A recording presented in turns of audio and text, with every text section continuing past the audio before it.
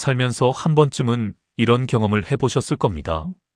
오랫동안 믿어온 것이 사실이 아니었다는 것을 뒤늦게 알게 되었을 때의 그 당혹감, 그 충격, 그리고 그 묘한 부끄러움. 어릴 때부터 어른들한테 들어온 말이었고, 교회에서도 수십 번 들었고, 심지어 본인이 직접 다른 사람에게 그렇게 가르쳐 주기까지 했는데, 알고 보니 그게 원래 뜻과는 전혀 달랐다는 것을 깨닫는 순간 말입니다. 그런 경험이 있으십니까? 사랑하는 성도님들, 오늘 저는 아주 중요한 이야기를 드리려고 합니다. 우리가 수십 년간 믿어온 성경 구절들 중에서 사실은 우리가 잘못 이해하고 있었던 구절들이 있습니다. 이것은 성경을 불신하거나 비판하려는 것이 절대 아닙니다. 오히려 정반대입니다.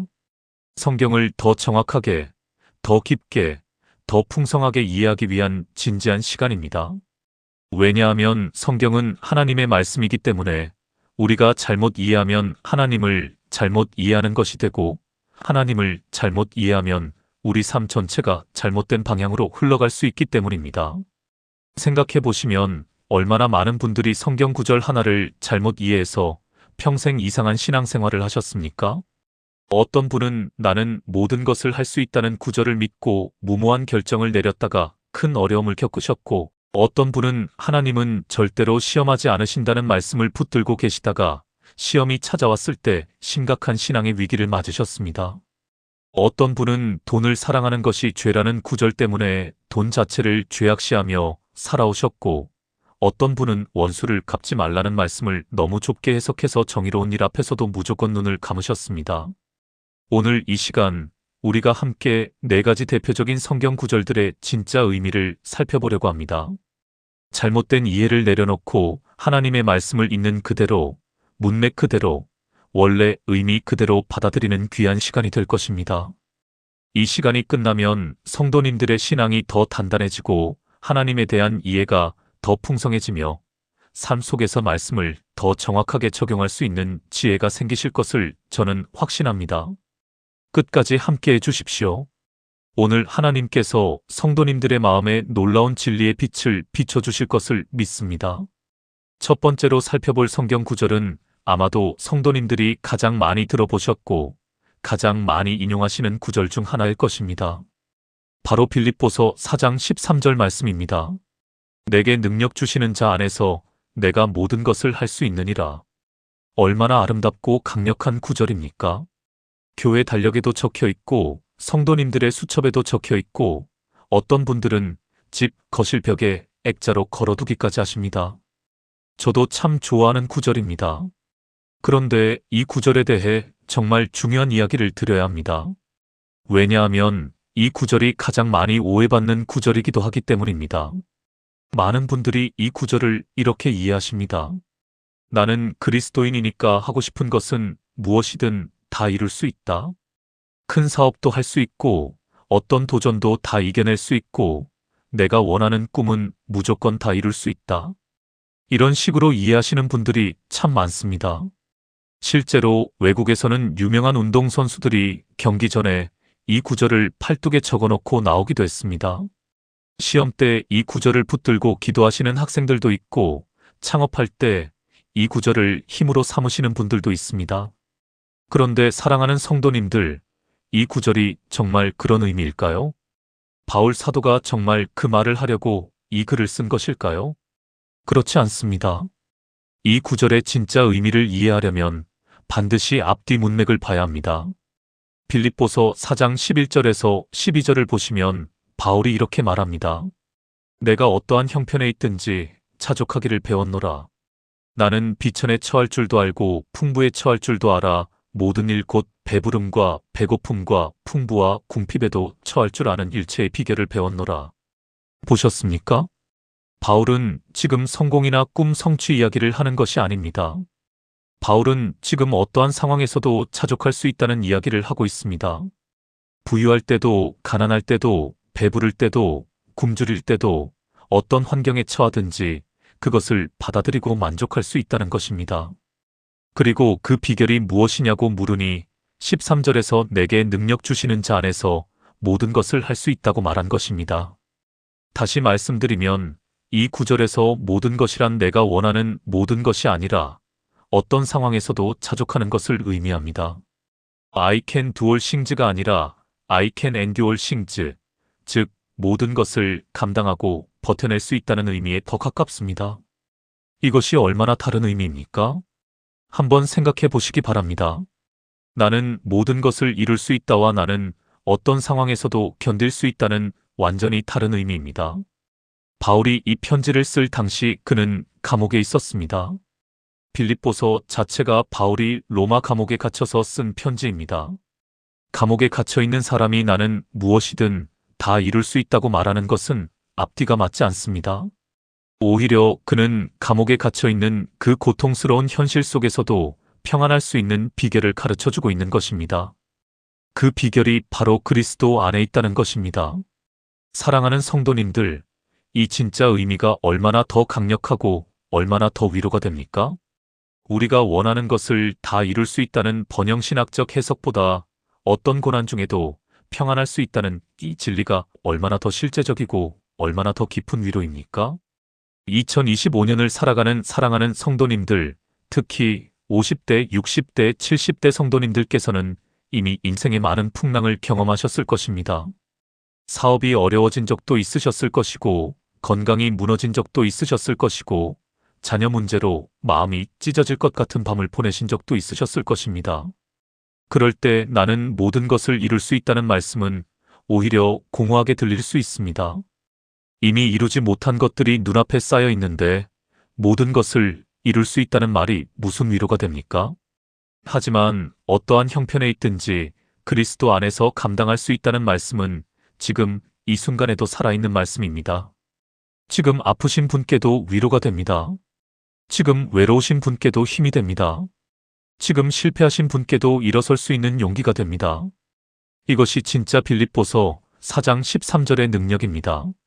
그러므로 사랑하는 성도님들, 앞으로 이 말씀을 인용하실 때는 나는 내가 원하는 것은 뭐든지 다 할 수 있다는 의미가 아니라 하나님께서 허락하신 어떤 상황에서도 나는 그분의 능력으로 감당해낼 수 있다는 의미로 붙드시기 바랍니다.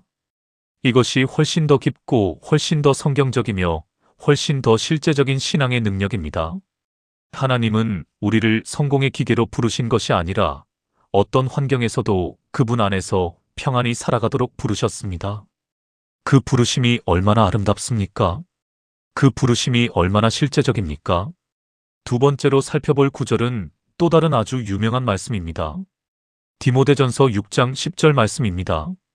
돈을 사랑함이 일만 악의 뿌리가 되나니.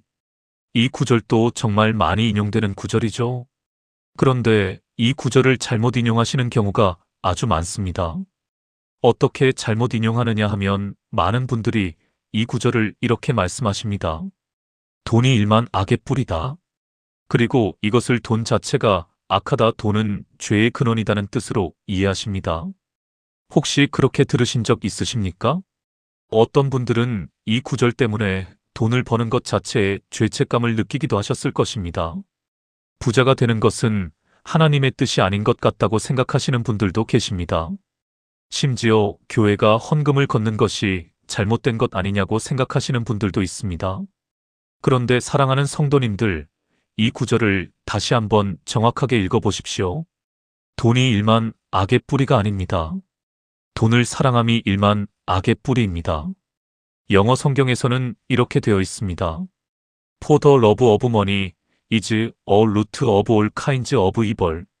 주어는 돈이 아닙니다. 주어는 돈을 사랑함, 즉 love of money입니다. 이 두 가지는 완전히 다릅니다.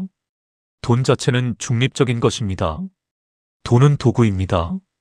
돈으로 교회를 세울 수도 있고, 돈으로 선교사를 파송할 수도 있고, 돈으로 배고픈 사람들을 먹일 수도 있고, 돈으로 병원을 세울 수도 있습니다.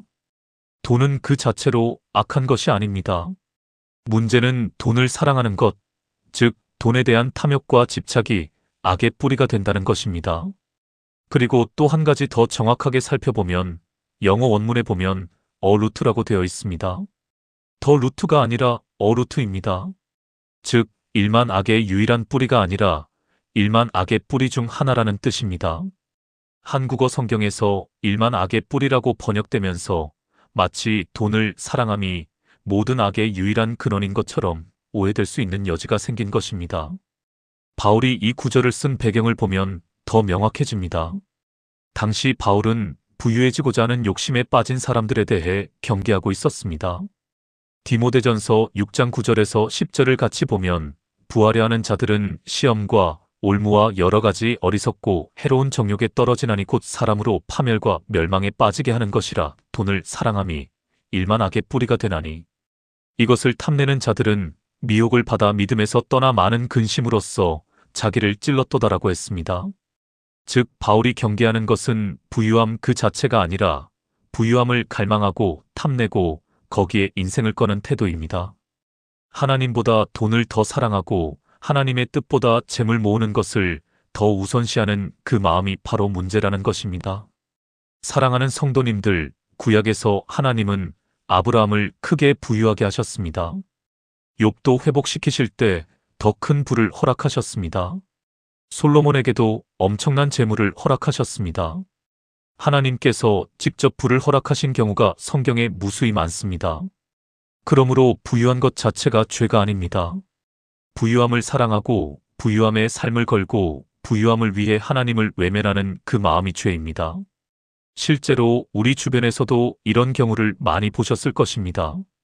평생을 정직하게 열심히 일해서 재물을 모으고 그 재물로 하나님께 영광 돌리고 교회를 섬기고 어려운 이웃을 돕고 자녀를 신앙 안에서 양육하신 분들이 계십니다.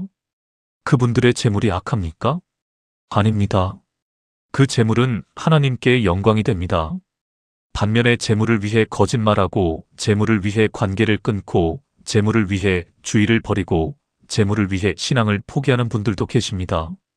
그 재물이 그 사람에게 독이 된 것이지 재물 자체가 악한 것이 아닙니다. 그러므로 사랑하는 성도님들, 돈을 버는 것을 두려워하지 마십시오. 돈을 모으는 것을 죄책감 가지지 마십시오. 다만 돈이 하나님 자리를 차지하도록 내버려 두지 마십시오. 돈이 내 마음에 가장 큰 자리를 차지하게 되는 것, 돈 앞에서 하나님의 명령이 뒷자리로 밀리는 것, 그것을 조심하십시오. 재물을 주시는 분이 하나님이시고 재물을 거두어 가시는 분도 하나님이심을 기억하시면서 재물을 하나님의 선물로 받아 하나님의 뜻대로 사용하는 지혜로운 청지기가 되시기를 축복합니다. 세 번째로 살펴볼 구절은 고린도전서 10장 13절입니다. 사람이 감당할 시험 밖에는 너희가 당한 것이 없나니 오직 하나님은 미쁘사 너희가 감당하지 못할 시험 당함을 허락하지 아니하시고 시험 당할 즈음에 또한 피할 길을 내사 너희로 능히 감당하게 하시느니라. 이 구절도 정말 많이 사랑받는 구절입니다. 특히 힘들 때 많이 떠올리시는 구절이기도 합니다. 그런데 이 구절에 대한 오해가 하나 있습니다. 많은 분들이 이 구절을 이렇게 이해하십니다. 하나님은 내가 감당할 수 없는 고난은 절대 주시지 않는다. 그러므로 내가 지금 이 고난을 만났다는 것은 내가 충분히 이길 수 있다는 뜻이다. 이렇게 이해하십니까? 처음에는 이 이해가 맞는 것처럼 보입니다. 위로도 됩니다. 그런데 문제가 생깁니다. 어떤 사람이 암에 걸렸을 때, 어떤 사람이 파산했을 때, 어떤 사람이 사랑하는 가족을 잃었을 때, 그 고통 속에서 이 구절을 떠올리며 이렇게 생각합니다. 하나님이 나에게 이 고난을 주셨다는 것은 내가 감당할 수 있다고 보셨다는 뜻이야. 그러니까 나는 무조건 감당해야 해. 이것이 때로는 사람들에게 엄청난 심리적 부담을 줍니다. 자신이 약해지는 것을 용납하지 못하게 됩니다. 도움을 청하는 것을 믿음 없는 것으로 여기게 됩니다. 눈물을 흘리는 것조차 신앙이 약한 증거로 생각하게 됩니다. 그리고 결국 도저히 감당이 안 되는 순간이 찾아왔을 때 나는 왜 이것도 감당을 못하지? 내 믿음이 그것밖에 안 되는 건가? 하고 스스로를 탓하게 됩니다. 사랑하는 성도님들, 이 구절의 핵심 단어가 무엇인지 보셨습니까? 시험입니다. 이 구절에서 말하는 시험의 원어는 헬라어로 페이라스모스입니다. 이 단어는 두 가지 의미를 가집니다. 하나는 유혹, 즉 죄를 짓도록 유혹하는 것이고 또 하나는 시험, 즉 믿음을 시험하고 단련하는 상황입니다. 여기서 바울이 말하는 시험은 주로 죄를 향한 유혹, 그리고 하나님을 버리도록 만드는 압박을 의미합니다. 즉, 하나님을 저버리게 만드는 유혹은 내가 감당하지 못할 만큼 크게 주시지 않으신다는 것이 이 구절의 핵심 메시지입니다. 그러므로 이 구절은 인생의 어떤 고난도 내가 혼자 다 이겨낼 수 있다는 의미가 아닙니다. 어떤 유혹이 와도 하나님께서는 피할 길을 주시기 때문에 우리는 반드시 죄를 이길 수 있다는 것이 진짜 메시지입니다. 얼마나 다릅니까? 고난을 이겨내는 이야기가 아니라 죄를 이겨내는 이야기입니다. 물론 고난 속에서도 하나님께서 길을 여신다는 것은 성경 전체가 증언하는 진리입니다. 시편에도 그 약속이 넘쳐 흐릅니다. 이사야서에도 물 가운데로 지날 때에 내가 너와 함께 할 것이라는 약속이 있습니다.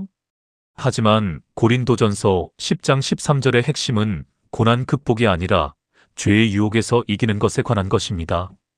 이것을 바르게 이해하면 오히려 더 큰 자유가 생깁니다. 나는 힘들 수 있습니다. 나는 약해질 수 있습니다. 나는 눈물을 흘릴 수 있습니다. 나는 도움을 요청할 수 있습니다. 이것은 믿음 없는 것이 아닙니다. 이것은 인간으로서 지극히 정상적인 것입니다.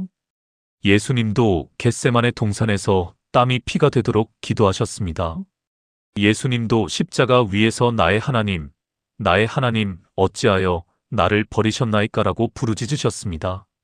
힘들어하는 것, 약해지는 것, 눈물 흘리는 것이 불신앙이 아닙니다. 다만 그 가운데서도 하나님을 포기하지 않고 죄의 유혹 앞에서 하나님의 길을 선택하는 것, 그것이 믿음입니다. 그리고 하나님은 바로 그 죄의 유혹 앞에서 반드시 피할 길을 만들어 주신다고 약속하신 것입니다. 사랑하는 성도님들, 지금 너무 힘드십니까? 감당이 안 되는 것 같으십니까? 그것은 성도님의 믿음이 약해서가 아닙니다. 인생이 원래 그렇게 무겁습니다. 하나님도 그것을 아십니다. 다만 이 고통 속에서 하나님을 원망하거나 죄의 길을 택하거나 신앙을 버리는 선택을 하지 마십시오. 바로 그 유혹 앞에서 하나님은 반드시 피할 길을 내어주신다고 약속하셨습니다. 그 약속을 붙드십시오. 어떤 상황에서도 하나님의 손을 놓지 마십시오. 그것이 고린도전서 10장 13절의 진짜 위로이고 진짜 능력입니다. 네 번째로 살펴볼 구절은 예레미야 29장 11절 말씀입니다. 나 여호와가 말하노라 너희를 향한 나의 생각을 내가 아나니 평안이요 재앙이 아니니라 너희에게 미래와 희망을 주는 것이니라. 아마 이 구절은 성도님들이 가장 많이 사랑하시는 구절 중 하나가 아닐까 싶습니다. 기도 카드에도 있고 졸업 선물에도 적혀 있고 수험생들에게 써주는 편지에도 자주 등장하는 구절이죠. 그리고 이 구절을 읽을 때 자연스럽게 이런 생각이 드십니다. 하나님께서 나 개인을 향해 좋은 계획을 가지고 계신다. 나는 잘 될 것이다. 나의 미래는 밝다. 이렇게 이해하시는 것이 틀린 것은 아닙니다. 어느 정도는 맞는 말씀입니다. 그런데 이 구절의 원래 맥락을 알면 훨씬 더 깊고 풍성한 의미를 발견하게 됩니다. 이 구절은 원래 개인에게 하신 말씀이 아닙니다. 예레미야 29장은 바벨론의 포로로 잡혀간 이스라엘 백성 전체에게 하나님께서 보내신 편지입니다. 당시 이스라엘 백성들은 바벨론의 포로로 끌려가 있었습니다.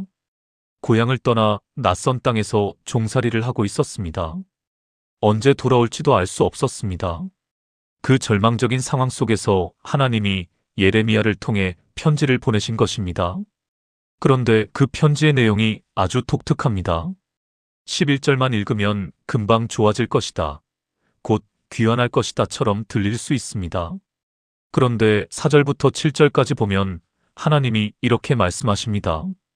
집을 지어 거기에 살고 텃밭을 만들고 그 과실을 먹어라. 아내를 맞이하여 자녀를 낳고 손자 손녀까지 얻어라. 너희가 잡혀간 도성을 위하여 평안을 구하고 그 도성을 위하여 기도하라. 이게 얼마나 놀라운 말씀입니까?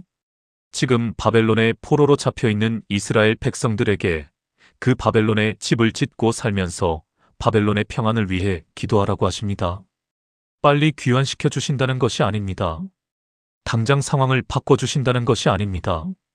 그 힘든 상황 안에 뿌리를 내리고 정착해서 살아가라는 것입니다.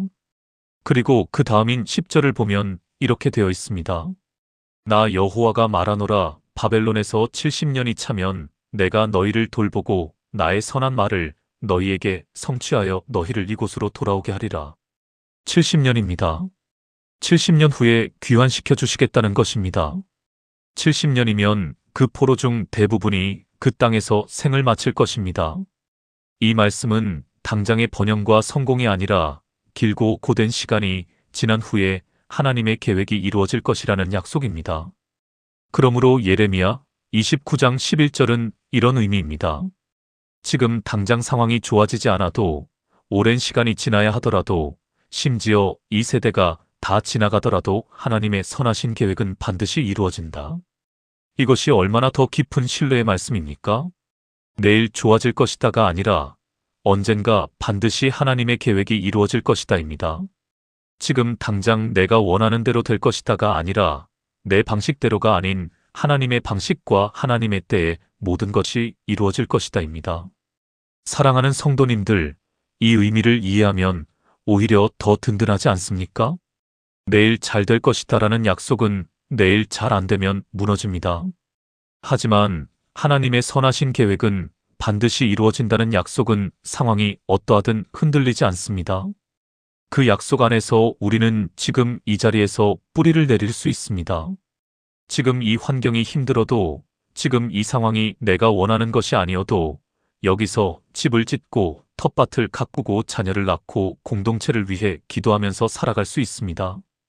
왜냐하면 하나님의 선하신 계획은 반드시 이루어지기 때문입니다.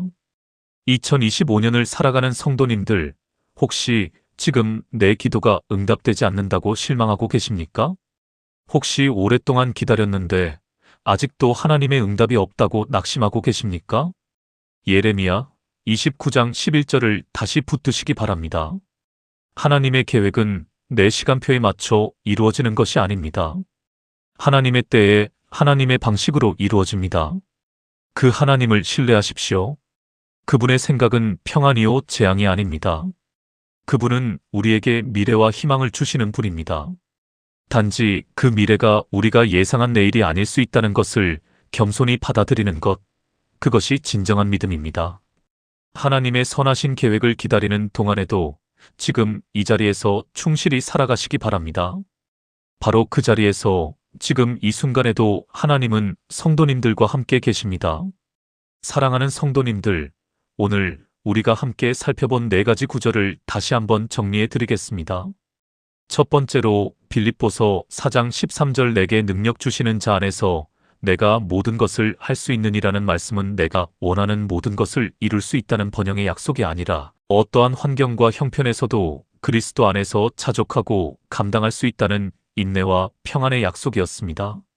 두 번째로 디모데전서 6장 10절 돈을 사랑함이 일만 악의 뿌리가 되나니라는 말씀은 돈 자체가 악하다는 뜻이 아니라 돈을 우상처럼 사랑하고 탐내는 마음이 모든 악의 뿌리가 된다는 경고의 말씀이었습니다. 돈은 도구이고 문제는 그 도구에 인생을 거는 탐욕입니다. 세 번째로 고린도전서 10장 13절 하나님은 감당하지 못할 시험당함을 허락하지 않으신다는 말씀은 인생의 어떤 고난도 혼자 다 이겨낼 수 있다는 뜻이 아니라 하나님을 배신하게 만드는 죄의 유혹 앞에서 반드시 피할 길을 주신다는 약속이었습니다. 힘들어하고 약해지는 것은 불신앙이 아닙니다. 다만 죄의 길은 택하지 않을 수 있다는 것입니다. 네 번째로 예레미야 29장 11절 너희를 향한 나의 생각은 평안이요 미래와 희망을 주는 것이라는 말씀은 내일 당장 모든 것이 잘 된다는 보장이 아니라 70년의 포로 생활이 있어도 하나님의 선하신 계획은 반드시 이루어진다는 영원한 신뢰의 약속이었습니다. 하나님의 때에 하나님의 방식으로 반드시 이루어집니다. 사랑하는 성도님들, 성경을 바르게 아는 것이 중요합니다.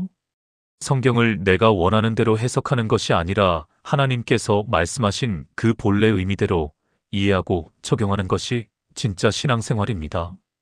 오늘 저와 함께 이 말씀들을 다시 살펴보면서 오랫동안 잘못 이해했던 부분이 있으셨다면 부끄러워하지 마십시오. 이제 알았으니까 됩니다.